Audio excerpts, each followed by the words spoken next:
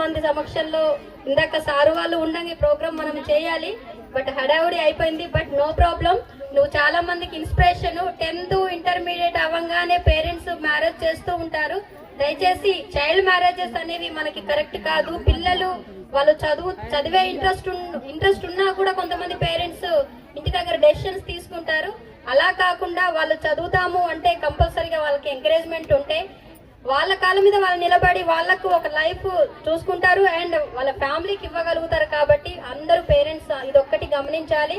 ఈ స్కూల్ కి నువ్వు గెస్ట్ గా రావడం చాలా హ్యాపీగా ఉందమ్మా. God bless you and keep continue. ఇంకా నీకు గోల్స్ ఏమన్నా ఉంటే సాధించాలనేసి కేజీబీవీ తరఫున నీకు చిన్న ఫెలిసిటేషన్.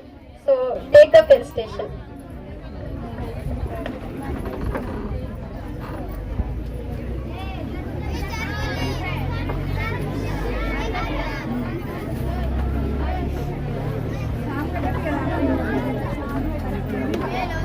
చాలా ఓపెన్గా చేయండి మేడం, చాలా గొప్పండి.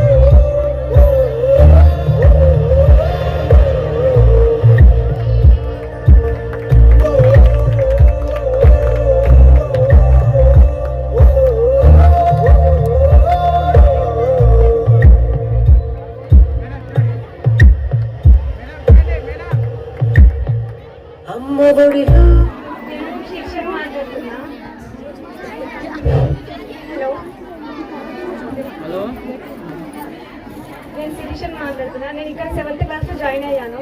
7th to 10th ఇక్కడే కంప్లీట్ అయింది. 10thలో 9.5 వచ్చినాయి. ఇదంతా దీనికి కారణం అంతా మా పేరెంట్స్ అండ్ ఇక్కడ ఉన్న మేడమ్స్ అంతే, ఓకేనా? బట్ బయట ప్రపంచం ఎలా ఉందో మీకు తెలియదు. బయట ఇక్కడ మాత్రం పేరెంట్స్ లాగా మేడమ్స్ చూసుకుంటున్నారు. దీనికి మనము సంతోషపడాలి అంతేగాని ఇక్కడ ఉంటున్నాం హాస్టల్ ఉంటున్నాం అని చెప్పేసి ఎప్పటికి కూడా బాధపడద్దు. నాలాగే మీరు కూడా ఇంకా నాకంటే ఇంకా ఎక్కువ శాలరీతోని వేరే కంపెనీస్లో పెద్ద జాబులు చేయాలని చెప్పేసి కోరుకుంటున్నాను. బాగా చదవండి.